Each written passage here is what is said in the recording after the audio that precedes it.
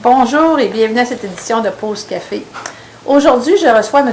Denis Ouimet. Bonjour, Denis. Bonjour, ça va bien? Oui, toi? Oui, merci. M. Ouimet est généalogiste. Il va nous parler de la généalogie. Je l'ai rencontré à l'Expo Clarence Rockland et puis c'est extraordinaire tout ce que vous faites dans la région. Et j'aimerais savoir, qu'est-ce que ça fait exactement un généalogiste? Un généalogiste, ça déterre des morts, ça court les bibliothèques. Ça recueille des renseignements de famille, soit famille proche ou élargie, pour finalement peut-être publier ou distribuer l'information aux membres de sa famille ou à une société de généalogie. OK. Oui. Donc, vous faites ça depuis combien de temps? Ça fait 32 ans. Wow! J'ai été piqué par le virus de la généalogie. Je vais d'en mourir, je vous le dis tout de suite, là. Mais quand on commence là-dedans, là, ça devient une passion de chercher puis de trouver, puis ensuite de partager les renseignements. C'est comme être un détective. Oui, c'est un travail de détective, exactement. Oui. Donc, vous êtes un Ouimet. Oui. Et puis, vos générations reculent à combien de... Le premier Ouimet qui est arrivé au Canada, c'était quand? Le premier est arrivé vers, on pourrait dire, en 1659. Okay. Il serait arrivé sur le même bateau que Monseigneur Laval, premier évêque de la Nouvelle-France ou de Québec. On sait ça parce que ça a été enregistré dans ce qu'on appelle les Relations des Jésuites. C'est un ouvrage d'histoire qu'on peut consulter. Puis l'arrivée de Monseigneur, c'était une grande chose à l'époque, puis ça avait tout été documenté. Okay. Voilà. Donc, mon ancêtre serait arrivé à 1659 pour s'établir sur la côte de Beaupré, plus précisément à Château-Richer. Okay. Puis, s'est marié là avec René Gagnon.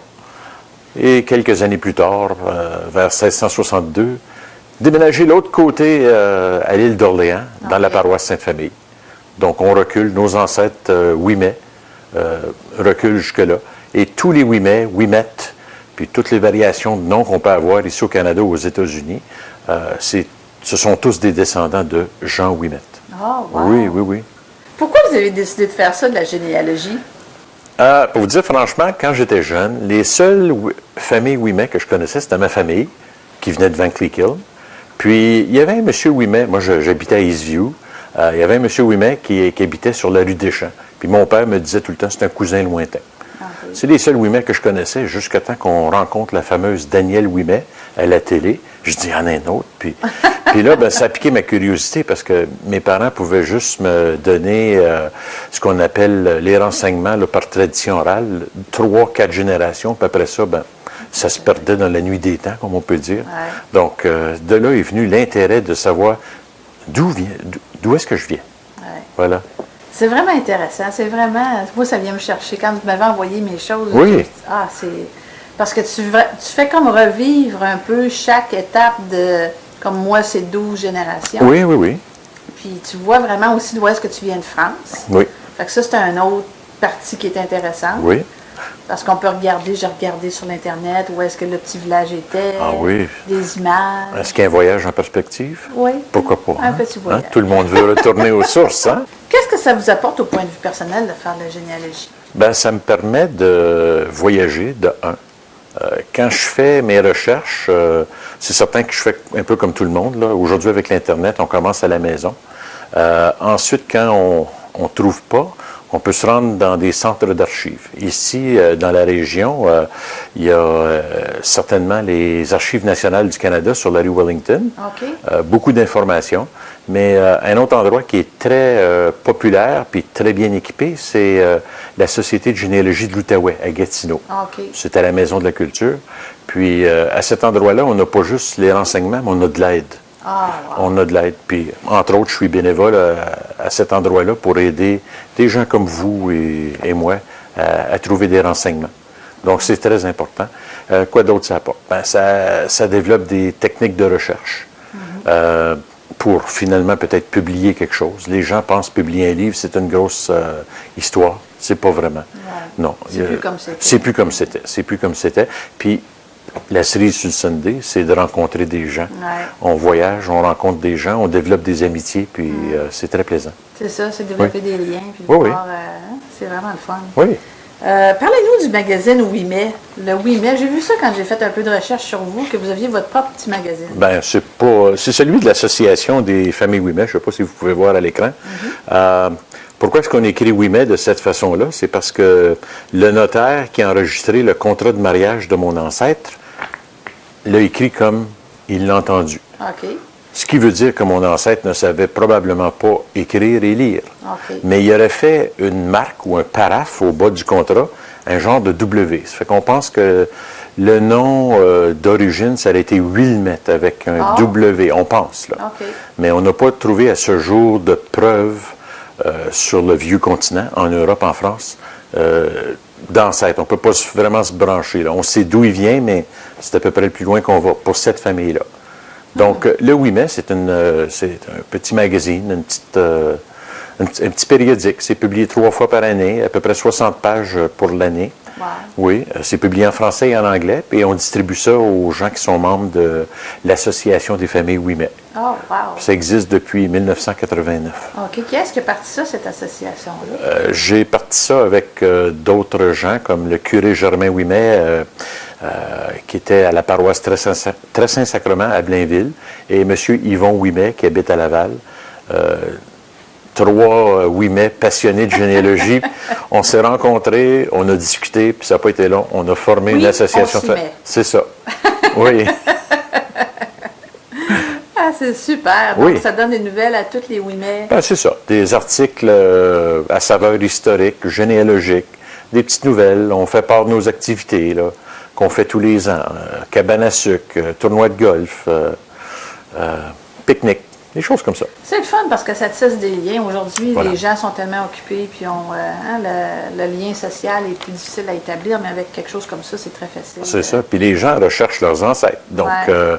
depuis 1983, moi, j'ai accumulé un tas de renseignements dans ma banque de données de Oui Mais. J'ai plus de 41 000 noms. Oh.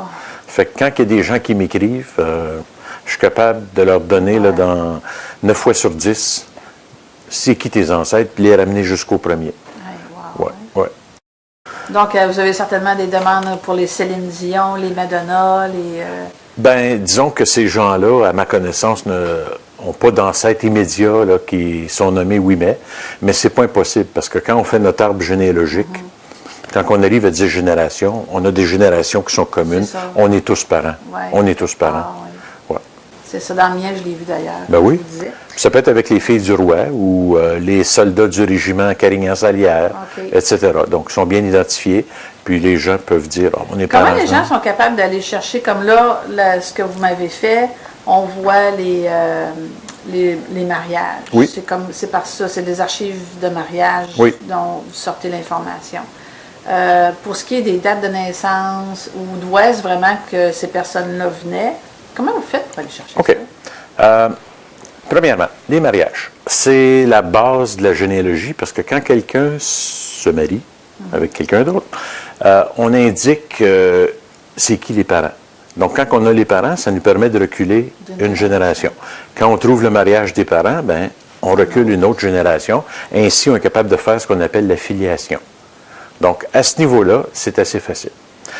Pour les baptêmes et les décès, il faut vérifier ce qu'on appelle les registres paroissiaux. Autrefois, il fallait se promener de paroisse en paroisse. Mais, depuis, je dirais, une trentaine d'années, quarantaine d'années, il y a des gens qui se sont affairés à faire ce qu'on appelle des répertoires de baptême, mariage, sépulture. Okay. Donc, ça existe sous forme de livres. OK. Okay? Au Québec, on est très, très bien documenté parce qu'on n'a pas eu les effets de la guerre, donc ça a été très bien conservé. OK. Puis il y a plusieurs sociétés de généalogie qui ont fait ce qu'on appelle des répertoires, baptême, mariage, sépulture. OK. Et les registres de paroisse ont été numérisés. Donc c'est possible de voir les images, les registres actuels, sous forme de bobines, ce qu'on appelle des microfilms, ou encore mieux, sur ordinateur, parce que ça existe sous forme de banque de données. Encore là, la Société de généalogie de l'Outaouais, c'est disponible. Vous êtes membre, vous pouvez regarder, vous pouvez photocopier, vous pouvez copier l'acte de mariage, l'acte de décès, l'acte de baptême des ancêtres.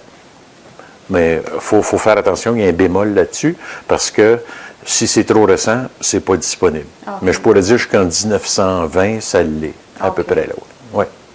Donc, toute cette information-là, on parle de tout à travers le Québec, donc tous les gens qui viennent... Puis nous, les Franco-Ontariens, on sait que nos origines, ça vient du Québec, la Nouvelle-France, donc voilà. C'est pas impossible de trouver ces renseignements-là pour les gens qui ont des origines soit britanniques, belges, suisses, allemandes. Ah non, c'est pas impossible. C'est peut-être un petit peu plus difficile dans certains cas, mais c'est pas impossible. Oui, c'est ça. Mais mon autre question que je voulais en venir, c'est au niveau des ethnies différentes, comme mon conjoint est grec. Oui. Donc, lui, pour aller chercher sa source, qu'est-ce qu'il doit faire? Je ne suis pas spécialiste dans ce domaine-là, mais j'aurais deux réponses. La première, il y a un site web qui s'appelle Ancestry. Ancestry, les gens connaissent, on peut s'abonner. Et il y a des gens qui ont déjà fait des recherches. Donc, on peut bénéficier de leurs recherches pour trouver nos ancêtres. Ça, c'est une chose. L'autre chose qu'on peut faire, c'est se rendre à Salt Lake City. Je l'ai fait à 2 reprises. C'est la Mecque des généalogistes. Vous savez, les gens sont... ça l'ouvre à 8 heures le matin, puis il y a 60 personnes qui attendent en ligne pour rentrer. Puis c'est gratuit. Vous arrivez au rez-de-chaussée, il y a 125 ordinateurs. Puis vous vous asseyez, puis vous faites votre travail. Vous avez accès à toute leur banque de données. C'est le fun. Vous avez un problème, vous faites comme à la petite école. Vous levez la main, il y a un bénévole qui vient s'asseoir avec vous. Si ça prend 5 minutes, il va vous expliquer quoi faire puis trouver. Si ça prend 1 heure, ça prend 1 heure. Puis tout ça, c'est gratuit. C'est super. Mais il faut faire attention. Les sites web, on peut trouver beaucoup d'informations. Mais ce n'est pas parce que c'est sur un site web que c'est la vérité. On peut se baser là-dessus. Ça nous donne une piste. Puis ensuite, on va vérifier avec les originaux. D'accord? Voilà. Donc, au niveau du travail, est-ce qu'il y a moyen de savoir... qu'est-ce que les gens faisaient? Oui, parce qu'on revient encore au contrat de mariage ou aux actes de mariage qu'il y a dans les registres paroissiaux. C'est indiqué. Monsieur était cultivateur, monsieur était journalier, monsieur était avocat ou notaire. Oui. Fait que c'est possible. Si on cherche un peu, puis dans les recensements, on peut trouver aussi des choses. Mais encore là, les recensements, il faut faire attention. Les gens qui passaient de porte en porte pour faire les recensements écrivaient les noms de famille comme ils les entendaient. C'est pas nécessairement vrai que nos ancêtres savaient comment appeler leur nom de famille. D'abord, ça a été normalisé. Et de deux, les dates qu'on inscrit là-dedans, les dates de naissance, c'est pas toujours la vérité. Pensez la chose suivante. Les parents sont au champ en train de travailler, à la grange, en train de traire les vaches. Le recenseur passe. Puis il pose des questions. Mais le plus vieux dit, je pense que mon père est venu au monde le 21 mai 1845. Tu sais, je pense. Le gars, il écrivait ça, là, tu sais. Donc, on peut toujours vérifier, mais ça donne des pistes. Plus ou moins 2 ans, plus ou moins 5 ans. Puis... ça nous donne oui, mais c'est ça, c'est ça. Mais c'est pour ça qu'on disait au début, c'est un travail de détective. Exactement. Oui. Mais c'est le fun, c'est vraiment le fun. Ça vous prend combien de temps faire une ascendance comme... les Ouimet, je suis sûr que vous faites ça en dedans de 10 secondes. Aujourd'hui, avec les banques de données qui existent, les sociétés de généalogie, ça prend pas 10 minutes. Ça, on n'a pas de problème. Mais ça arrive des fois qu'on a des problèmes. Mais 10 minutes, c'est fait. Des fois, ça prend plus de temps taper le document au propre que de faire la recherche. Ah oui, c'est ça. Puis, ensuite, il n'y a pas juste les banques de données qui sont importantes. Il y a des familles qui ont publié des dictionnaires de familles. Puis les houles, on sait que ça existe. Je pense que c'est en 4 volumes. Les houles d'Icoté, peut-être quelque chose de plus récent, là, mais on ne prétend pas détenir tous les renseignements, mais on a une fameuse banque de données. Voilà. Puis ça aide les autres personnes qui font de la généalogie. Donc, c'est grandement facilité aujourd'hui. Dans les histoires que vous avez vues, c'était quoi une anecdote intéressante qu'on pourrait dire à nos téléspectateurs? Qu'est-ce que vous avez trouvé? Parce que pour faire de la recherche pendant toutes ces années-là, je suis sûre que vous avez tombé sur des histoires un peu... Oui, OK. Il y en a une en particulier. Je cherchais un monsieur Ulrich Ouimet. Je ne trouvais pas son mariage ou ses parents. Puis, j'ai fait mes recherches chez moi. Je suis allé aux archives à Ottawa, à Gatineau, pas trouvé là. Donc, je suis membre à la Société de généalogie à Montréal. Je suis allé là, je n'ai pas trouvé. J'ai poursuivi mon petit bonhomme de chemin à Québec. Puis là, j'ai rencontré un monsieur. Puis il dit, viens, on va regarder ça. C'est un monsieur qui avait plus d'expérience que moi en généalogie. Puis finalement, c'est pas un Ouimet, c'est un Haut-Mai. Puis le nom a été changé à Ouimet. Bon, ben là, pour quelle raison? La vieille expression, c'est le bon Dieu le sait, puis le diable sans doute. Là, mais c'est intéressant de découvrir que c'était pas un Ouimet d'origine. OK. Ouais, ça, c'est une anecdote. Ah, c'est Oui. cool, ça. Donc, présentement, je sais que vous travaillez avec l'Église Sainte-Trinité pour faire Oui. le livre de Rockland. Pouvez-vous m'en dire un peu plus sur qu'est-ce que vous allez faire avec ce beau livre? OK, bien, c'est un projet les intentions de ce livre-là. Oui, c'est un projet qui a débuté à l'automne 2012. Puis, c'est le 125e anniversaire. Puis, si on regarde les paroisses environnantes, on célèbre le 100e, le 125e, le 150e. Bon, on était rendu à 125 à Rockland. Bon, ben, est-ce qu'on fait un livre? Hein, on a décidé que oui. Même s'il y en a un qui a été publié en 1988 pour le 100e anniversaire, on dit on est capable de revoir ce qui a été écrit, peut-être rajouter. Puis en même temps, on va faire comme les paroisses environnantes. On va ajouter des familles là-dedans. Okay. Donc, on a invité les familles à faire ce qu'on appelle leur notice biographique. À ce jour, là, en date d'aujourd'hui, il y en a 294 de complétés. Puis l'objectif en 2012, c'était de 300. Oh, wow. Donc, on va dépasser notre 300. C'est bien.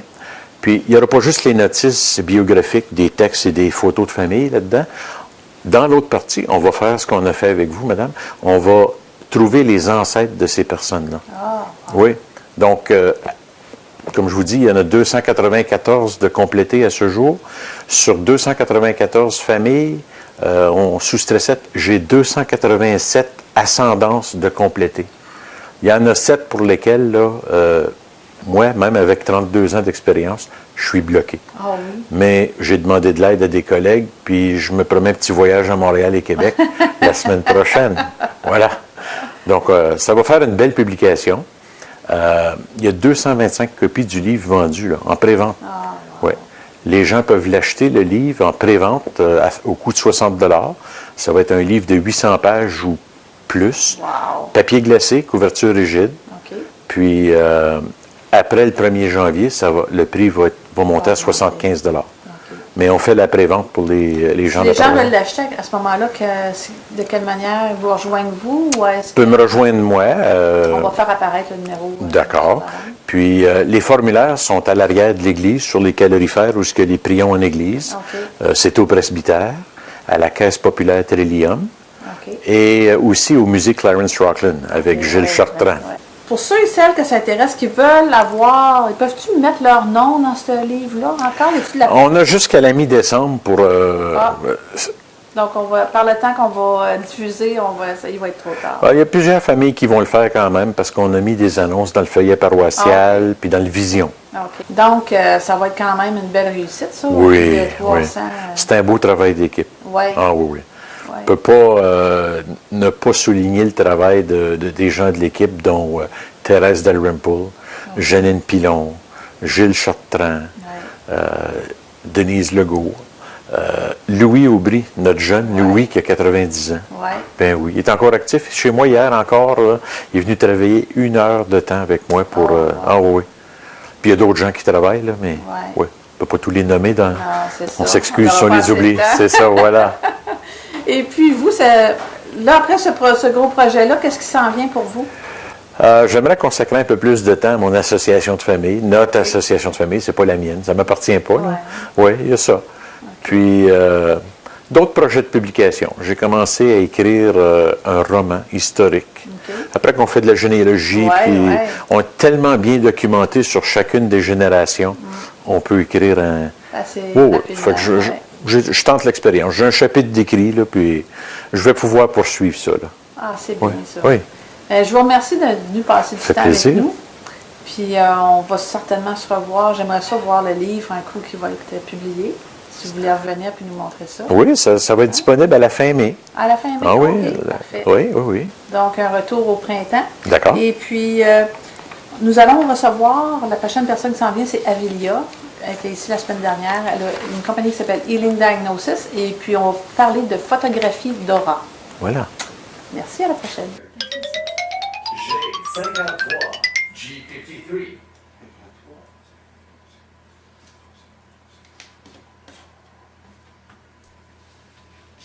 N40.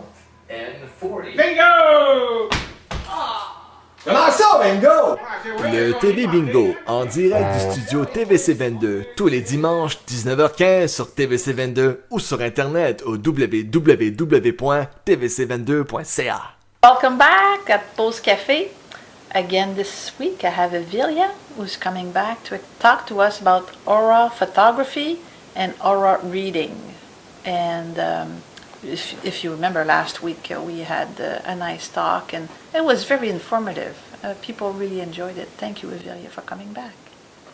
You're welcome and my pleasure. I am excited to be here again and have another talk about spirituality and wellness. Yes. So tell me more about aura and chakra reading. Tell me, I know there's 7 colors, and what does it do? What is this all about? Aura readings, it's about, like, we know that besides physical body, everybody has aura, which is your magnetic field, energy around you, and actually our energy, it's the most important part of us, because we do have spirit, we have energy, and without it, body will not be able to exist and to live. And our body is secondary, that's created with spirit, and so that we have to remember that. Now, 7 colors we're talking about aura represent 7 most important chakras, but really there's much more chakras in our system. Some people say more than 200. Whoa. Yeah, because we have smaller chakras in our hands, elbows, knees, and feet, and there's some of them outside of our physical body. And so when we're talking about 7 colors, which is 7 colors of rainbow in the same sequences, they represent biggest, most important chakras. And we're talking about root chakra, which is red. And so where would that be located on the body? it's at the base of your spine. Okay. We're sitting on it. Okay. And so that most physical vibration in our system. So the low chakras, the more physical, closer to the earth. Then we go more and more up. Energy frequency becomes more spiritual, less physical. So we could say that top of our head, crown chakra, is practically just a very high energy, and it's less physical, practically not physical.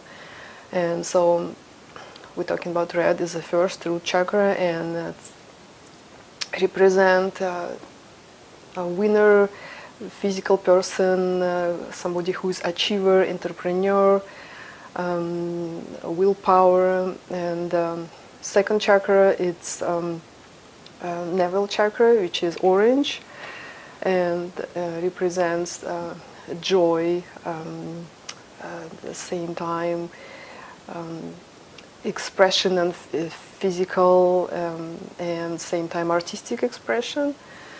And so it's a third one, it's a solar plexus yellow color. It's philosophical, it's sunny, optimistic, playful qualities. So when we go into heart chakra, it's in the middle, green color. And green people, people with green personalities who have the most balanced people, because the 7, it's in the middle of, number 4 in the middle of 7, excuse me. So these people love nature, and they very social, and love animals, love of nature, and they represent qualities of people who really green heart. It's the unconditional love. So these considered to be most balanced people. And we go into third. It's blue. Throat chakra. It's blue. It's number 5. We're talking about communication and abilities to express yourself, and so that's the blue. And in love of conversation with people, people with that kind of energy when it's mostly expressed in blue, they're very nourishing. They love to serve other people. And so when we're talking about sixth chakra, which is our third eye, it's indigo. And these people, of course, very intuitive and very often introverted and very sensitive, so that they're able to feel, sense lots of things around them, energies, vibrations, but also sensitive to other people. So I would think that this is your chakra. Knowing you, I think that's yours. And then we go into, yes, I'm blue and indigo. Then we go into crown chakra, which is purple. So there's this connection to divine energy. These people often, people who more in upper energies have a hard time to be grounded because they're less physical, right? So they more into spiritual energy, sometimes detached from reality. So they have a dream world and connection to divine at most. So that's then, we can talk about in different, because colors represent chakras, we also represent different qualities. Okay. And how do you find out which color is yours? Like, for example, I know yours is blue and indigo, but I don't see it. But you just guessed by description. Yes. I was talking about, right? So how about me? Like, how do I know what my color is? Is there a way of figuring this out? Yeah, when you're learning about that quality people possess, you can I guess just okay, like you just did. Guess it. Yeah. But you also have another tool that you're using. Yes, but for me, there's often combination of colors, because there are certain people. Some people have so many qualities and so many talents, so their colors could be really multiple. Okay. There's many colors, but the personality color will be based on the middle of the body, and I use aura photography as my visual tool to help me people to connect, to help them to connect to themselves, to learn about themselves the most, about their, it shows about your qualities, gifts, talents, but also what stress does to us. For example, that same color red, when all these colors could be when they have a muddy, like darkness into it, like a dirty little bit, then it shows that ego and emotion got involved and person hasn't resolved certain issues. Can you show us a sample? Yeah, I'll show you this. For example, I have a program or a photography program which can help you identify personality color. It shows, chart shows the activity of the chakras. This person is very energetic, that you could see from 0 to 100, it goes like 70s, 80s. Mm-hmm. You don't see it often. Most of people use only about 40% of their aura energy capacity, because the rest is blockages. That means without emotions, with certain hard feelings or certain fears, we block in our own potentials. And that's very vivid tool to show the people what they can do about it. It's not fatal. So when I explain what's stuck in every chakra, then people have information, they have some kind of guidance what they can do about it.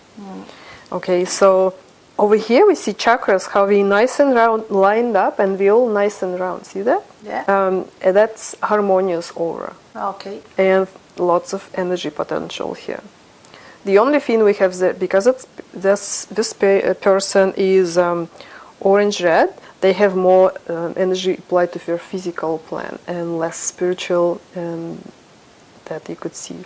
So they're a doer, probably. Yeah, the more of a goal is to be more enough energy to physical, to mental and to your spiritual part. Okay. And if I show this person, that looks very different. We see stress energy chakras do not look round and balanced anymore. Okay. You see how some of them look teeny tiny and some of them look really like the kind of blobs of energy. And it doesn't mean that chakras are 120%. That means energy is not circulating properly. It's being stocked like in a pocket. Okay. And I would say on a chart, it probably some of these chakras only functioning like 20, 30, 40%. You could see a very intense energy around the heart chakra. That means person has lots of unresolved emotions and really has to deal with them. Oh. Yeah. You can see also teeny tiny spot on the 7th chakra. That means it's really blocked and person is disconnected. Wow. Another example of stress energy, but person has healing powers, the healing qualities. We could see blue over here, which represents healing, and red personality, which is a love of people, love of nature. But person is stressed. You could see again chakras not being lined up, and there's darkness in the area of legs, which also represents when we're looking at legs that the person is a little bit strangled, not able to move forward on its path.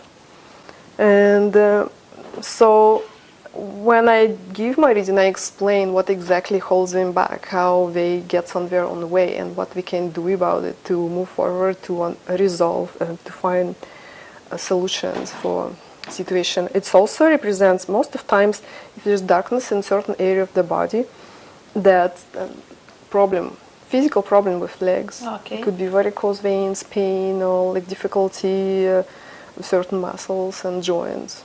Oh. Another example over here, the person, the stressed person, it's an orange personality here, that person who, that has ability to be artistic and enjoy life and simple things. So that's on the way you could see light between the legs. That means person on the way on their path, Okay. but there's certain restrictions still.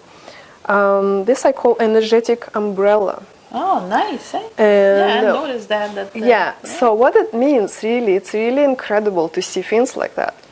That universe always gives us support. Mm-hmm. It's always there for you. When you pray, when you try to meditate, and you just, no matter, it's always there for you. But the person, the 7 chakras, see the teeny tiny, it's really closed. It's basically what happens when we have this experience in life.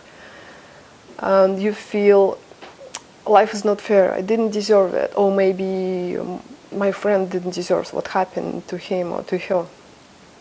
And then certain people, they losing faith, Okay. and then subconsciously they close that chakra, saying like, I don't trust you, God, and they might not say it, but may just feel it that way, and so they're not able then receive that energy, and this is very crucial for our system because we depend from divine energy. This is actually nice. And yes, I had this experience, amazing experience, and lady came to me. I was working and doing over photography in a conference, and I just invited lady, you know what, before you walk away, try to put your hand again in a sensor and let's do it. So she was ready. In a matter of 2 minutes I could see she had her hand on the sensor. When I use my program that you have to put hand on the sensor to measure energy, and I could see change on the screen happening. Oh, wow. How energy was just downloading in her field. Unbelievable. It's amazing. Yeah, you could see, because what program does, it's computer software program. So when a person puts hands on the sensor, it measures your energy from your hand, because we have energy flowing all the time, right, through our system. And then you could see if, for example, I start meditating, I could see the light over here above of me, my aura opening up, and the chakras become more balanced, Okay. and more rounded, and energy increasing. So would it take long for someone that has this type of, well, you just really answered it. No, I guess it just happens. It depends on readiness. Okay. If you're ready and then you take responsibility for what's happening in your life, in your energy, in your inside of you, Okay. that you could do it.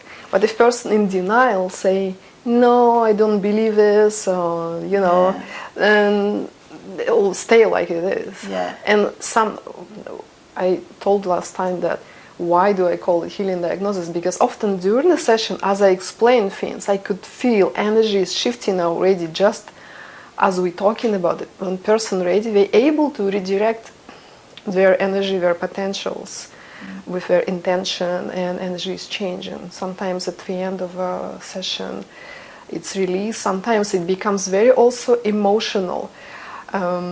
Because certain people say, "Oh my God, I thought I let it go a long time ago. I thought it's finished," and I explain, if it wasn't in your aura anymore, I wouldn't be able to read it. I wouldn't be able to see it. So besides computer program, I do my own reading during the session because computer explains colors, but I read data, personal data, which computer cannot do. For example, I'll give you example. On the side of your aura, we can say timeline. So you could see, I could read how a person was born right there on the bottom of the aura. Okay. And over here we have a childhood. So connecting to person's energy, I read what exactly happened in that childhood. Why was a stress area over here? Why we have such darkness? And what happened if we do not resolve it in the childhood? It goes as a challenge in adulthood. Okay. Often it happens in 20s, 30s. And if it's still not resolved and makes a loop, it comes on the side in the future as a challenge again. So what happens when we do resolve, we can change it physically, but when we change the attitude about event, for example, accept situation, bring some kindness and compassion towards somebody we're not able to forgive. I'll give you an example of someone I was just talking to was telling me that he was bullied in school. And that really changed his life. He's very shy now, and he'd like to get out of this pattern. But would you see that on his chart? And would you be able to help him like get over that part? And how would he go about going over such a challenge? Yes, so we're talking about over here, it's the second chakra, connects to power struggle and respect others, because every chakra also has vibration. And most of times that what happens that it's not just about what other person does towards you, but it's about how you respond. So if you go into a childhood in your mind and you respond with difference, because what happens that basically he let somebody else take his power away, right? So yeah, he felt powerless. Exactly. So what happens if he is going to be able to go in meditation and respond with difference, respond with strength, and working on courage, to hold on to his strength, that's going to be totally different. And of course that there's the different ways for people have a harder time with meditation. That's a psychology, but some sessions to help people to release that emotions and stuff, because it all connects emotions, energy, and mentality, right? So this mentality again often comes from the child upbringing. Sometimes parents then they always tell children what they have to do, then they make decisions for them, and the child often not able to talk back or ask questions or questioning authority of the parent. Even parent could be wrong. So sometimes that person can easily give power away. Somebody else make him feel believe that the other person is always right and be wrong.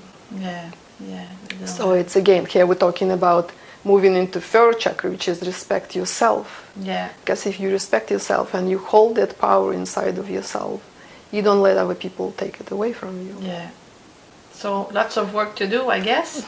And if people want to work at this, they can contact you. We'll put your contact information. You're on Facebook, you have a website, your telephone number will appear on the screen. And are you planning on any workshops, or is that too early to talk about workshops? Well, I'm planning actually workshop which is going to be on the 10th of January. It calls Where Does My Karma Come From? Oh, okay. And it's explained people the picture of bigger balance in the universe. So we're going to be talking about various types of karma and how things work in life, that how everything is in balance. So where will this be held? Do you have any? Yeah, it's information on my site, but it's gonna be in Orleans and B&B Spoiled Rotten. B&B Spoiled Rotten? Yeah, What's that? That's the lady Kafi Boretsky. She opened business in her home. Okay. So it's bed and breakfast, and she offers all kinds of service to spoil her clients. So the name of the business, Spoiled Rotten. Perfect. So we'll have that on screen also showing. And thank you very much for coming by and again giving us some great insight on with healing diagnosis. My pleasure. So next we have Monsieur Lessard from Recyclaction. He'll talk to us about recycling. Le GF Show, c'est quoi? Bienvenue au GF Show, c'est un tout nouveau TV show, on va dire. Ah ouais, vas-y, let's go! Je sais pas si vous allez me trouver pas. Bienvenue tout le monde au GF Show, c'est un tout nouveau TV show. Vous allez voir, je suis pas que numéro. On va avoir du fun, oh ouais, go! Bienvenue tout le monde. Le GF Show, c'est de l'humour, c'est de l'entertainment, du divertissement, des sketchs, des parodies, des conneries, des observations, des chroniques et j'en passe. Le GF Show, c'est tout! C'est n'importe quoi! C'est pour vous autres, c'est à TVC22 pis c'est là. Ne le manquez pas! Mesdames et messieurs, bienvenue au GF Show.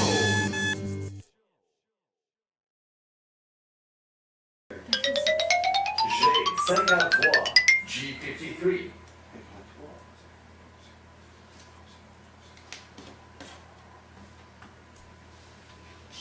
N40, N40. Bingo! Comment ça, bingo? Le TV Bingo, en direct du studio TVC22, tous les dimanches 19h15 sur TVC22 ou sur Internet au www.tvc22.ca. On est de retour. On a ici Monsieur Lessard, Robert, Oui, c'est ça. qui travaille pour le groupe Convex, mais en particulier avec Recyclaction. C'est ça, la oui. compagnie Recyclaction. J'aimerais savoir, ça fait combien de temps que c'est en existence, Recyclaction? Donc, Recyclaction existe depuis 2008. OK. C'est un projet qui a été débuté avec, plutôt à la demande des commerçants. OK. Donc, dans la région Hawkesbury, il y a un projet de boîte bleue qui est des municipalités, mais il n'y avait pas de projet pour le côté commercial, industriel puis institutionnel. OK.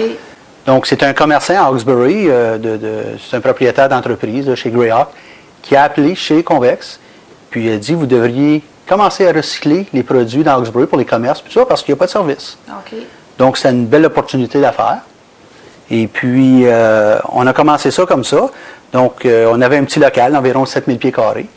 Et puis, ce qu'on faisait, c'est qu'on recyclait avec un petit camion cube. On allait chez les gens, chez les commerces. OK. Et puis, on ramassait le carton. OK. Donc, c'était juste pour le carton. Et puis, ça a commencé comme ça, là, tout petit, juste avec quelques clients, disons, vraiment. Et puis là, depuis 2011, on est déménagé. Donc, on est toujours à Hawkesbury.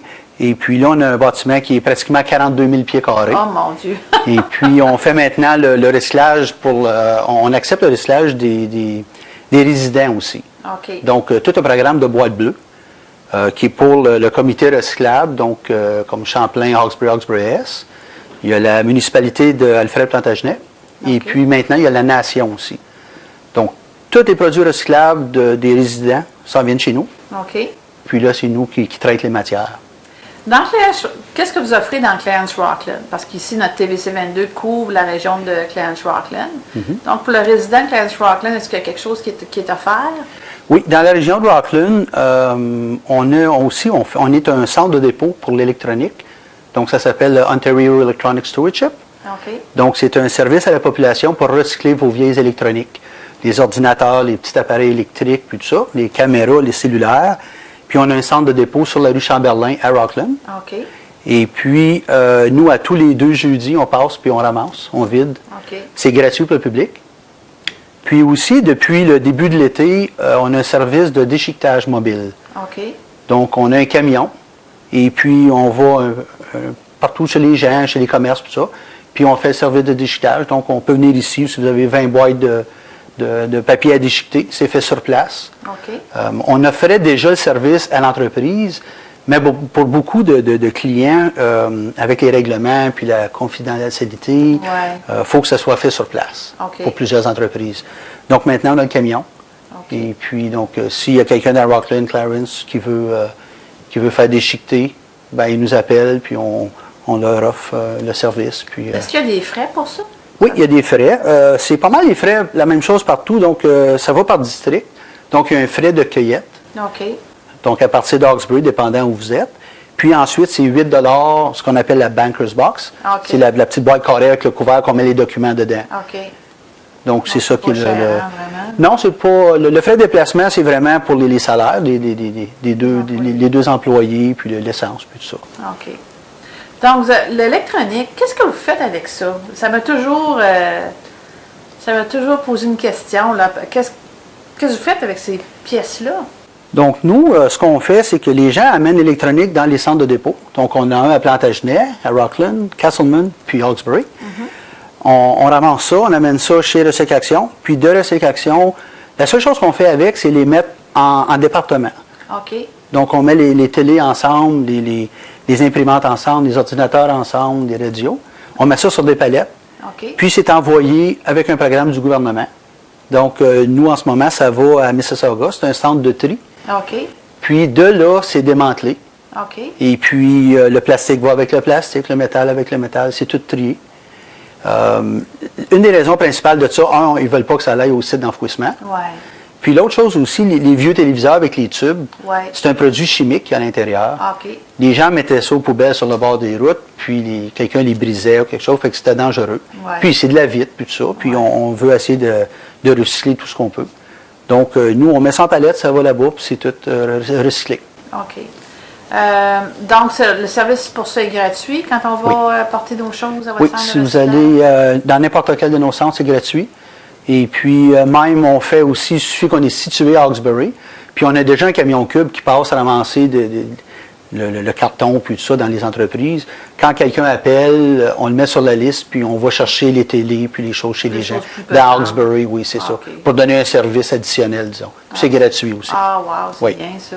Fait que ceux qui ont la grosse méchante TV qui est sur C'est Kijiji ça. depuis 6 mois. Oui, puis ils sont rendus à 30 $, puis ils ne vendent pas. Là, bon, mais là, c'est le temps. Le temps de les appeler. C'est justement. Gratuit, donc ça vaut vraiment la peine de faire le ménage avant les fêtes. Oui, puis ça ne va pas aux déchets non plus. C'est ça qui est bien important. Ça va pas aux déchets. Même à Hawkesbury, quand il y a les vidanges annuelles, là, pour les grosses vidanges qu'on appelle, ce qu'on fait, c'est qu'on suit le camion. OK. Puis le camion qui ramasse les déchets est avisé de ne pas ramasser l'électronique. OK. Donc, c'est nous qui faisons le tour, puis on les ramasse. Ah, super. Donc, ça ne va pas aux déchets. Donc, on aide aussi, puis il y a une bonne complicité avec les municipalités aussi. On travaille beaucoup, beaucoup ensemble avec les municipalités.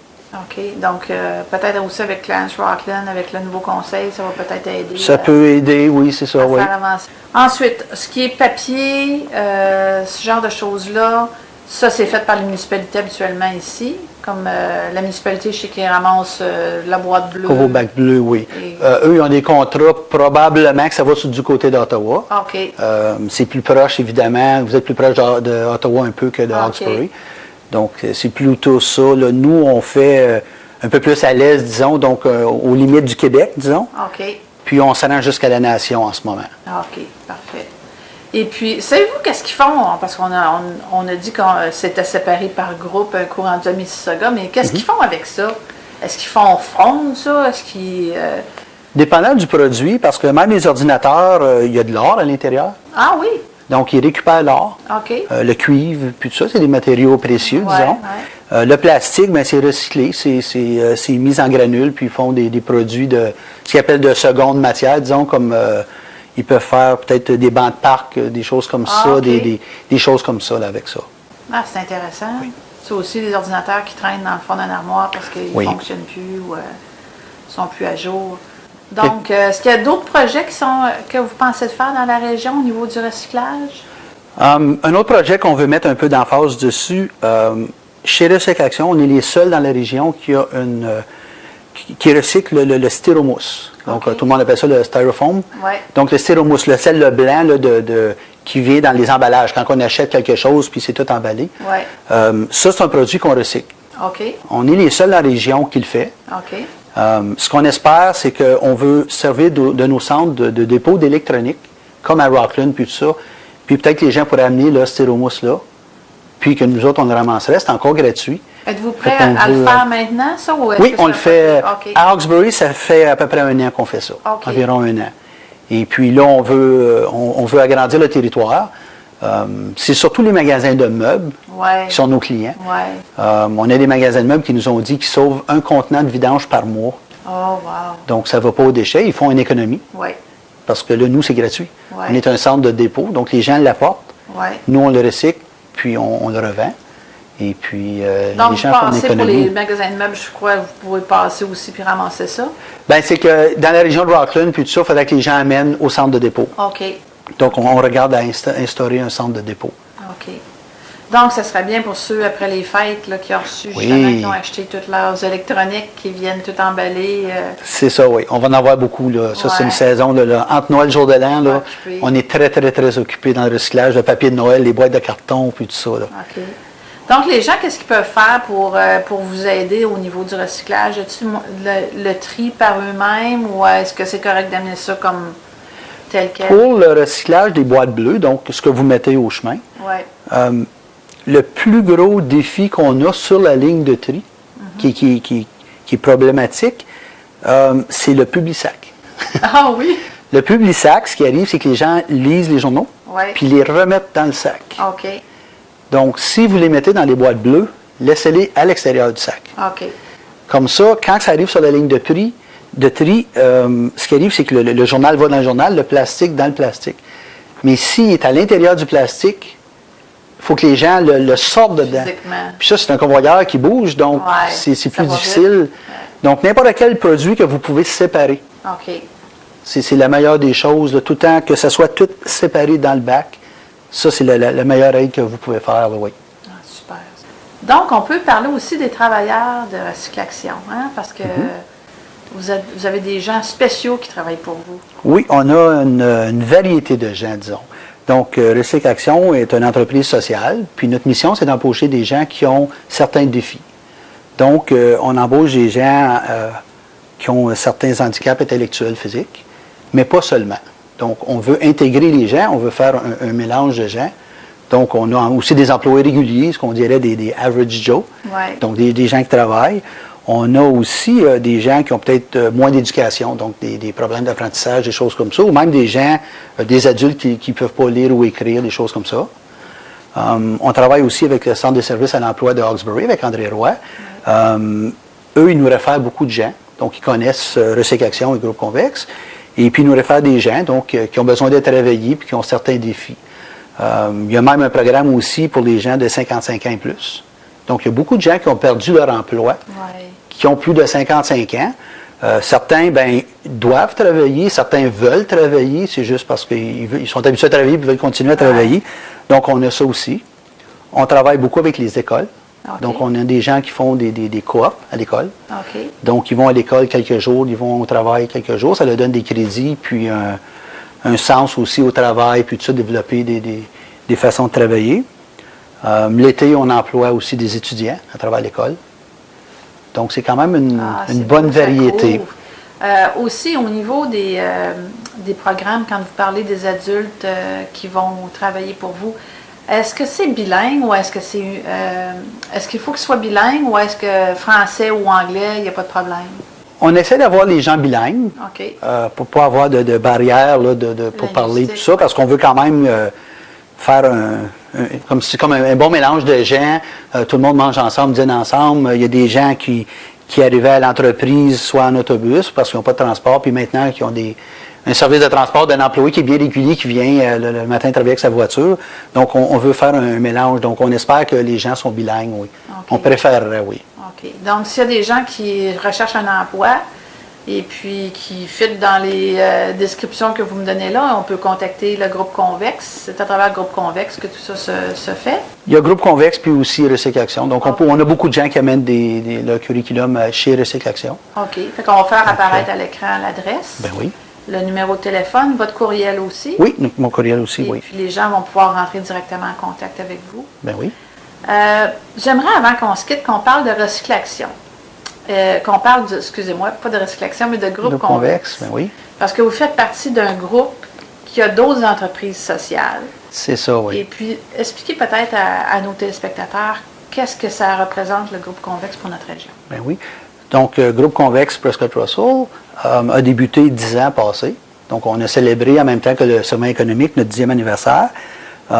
C'est avec Valoris pour enfants et adultes. Donc, Valoris avait des clients, donc des gens qui vivent avec certains défis, qui cherchaient de l'emploi. Et puis, vous savez que de nos jours, juste trouver un emploi à quelqu'un qui a tous ses moyens, disons, c'est difficile. Imaginez-vous avec un certain handicap ou quelque chose comme ça. Donc, ils ont dit, OK, on va créer des emplois, puis on va faire des entreprises, puis on va leur créer des emplois. Donc, Valoris, pour enfants et adultes, ont décidé, OK, on va créer Groupe Convex. C'est de là que Mme Caroline Arquin, qui est la directrice générale, a travaillé chez Valoris, puis ils ont parti le Groupe Convex, ils ont débuté le Groupe Convex. Maintenant, Groupe Convex a 8 entreprises, emploie environ 160 à 170 personnes, dépendant la saison aussi. Là. Donc, les entreprises qui font partie du groupe Convex, on a vous, on a... Il y a la menuiserie de Castleman. Oui. Donc, la menuiserie fait des meubles principalement en cèdre rouge, des meubles extérieurs, des tables de pique-nique, des choses comme ça. Et puis, ils font des meubles pour des Rona, puis tout ça. Donc, il y a une belle variété. Ils font des palettes pour des compagnies, des grosses compagnies aussi. Wow. Il y a plusieurs employés. On a aussi Harvesters, qui est un centre de main-d'œuvre pour les agriculteurs, puis tout ça. On a ici à Rockland, il y a le café Bistrot, OK. qui est au 860 Caron avec Valoris. Oui, c'est nouveau, ça. Oui, c'est ça. Il y a pas beaucoup de gens qui sont au courant du café Ben Bistrot. oui. Fait que c'est bon à savoir. À l'intérieur de l'immeuble sur la rue Caron, c'est ça? C'est ça, oui. Il y a un accès quand même, là, donc vous pouvez venir de l'extérieur et puis aller au café sans aller chez Valoris aussi. Là. OK. On a ça aussi. Donc, on a à Rockland, il y a, sur la rue Chamberlain, il y a Prescott Russell Packaging. OK. Donc, ils font l'ensachage, des choses comme ça, OK. avec des gens employés. Il y a une vingtaine d'employés aussi. À Hawkesbury, ben, on a le Café Plateau, qui est situé pignon sur rue, là, sur la rue principale à Hawkesbury. OK. On a aussi ExpressNet. C'est une entreprise de main-d'œuvre aussi, donc ils font des déménagements, de la peinture, de la coupe de pelouse, OK. des ménages de printemps, des choses comme ça. Là. Ils font un peu de tout avec des jeunes. OK. On a Hawkesbury Antique aussi, donc ils font la restauration de meubles antiques. Eux, ça fait, je dirais, c'était là même avant que Convex commence, donc ça fait ils ont beaucoup d'expérience avec les meubles antiques et tout ça. Il y a Recycle Action aussi. Puis, je pense que j'ai fait le tour. Il y a 8 entreprises, oui, c'est ça. De toute façon, on peut aller voir sur le site web si on est intéressé. C'est le groupe Convex PR.ca. C'est ça. Ça va apparaître à l'écran. Oui. On donne le numéro de téléphone aussi. Et puis, on se revoit sous peu. Je vous remercie beaucoup d'être venu passer votre temps avec nous. Bien, c'est avec plaisir. Et on va certainement inviter les autres membres de groupe Convex à venir faire leur petit tour et nous raconter qu'est-ce qu'ils font exactement. C'est parfait. Merci. Bonne fin de semaine.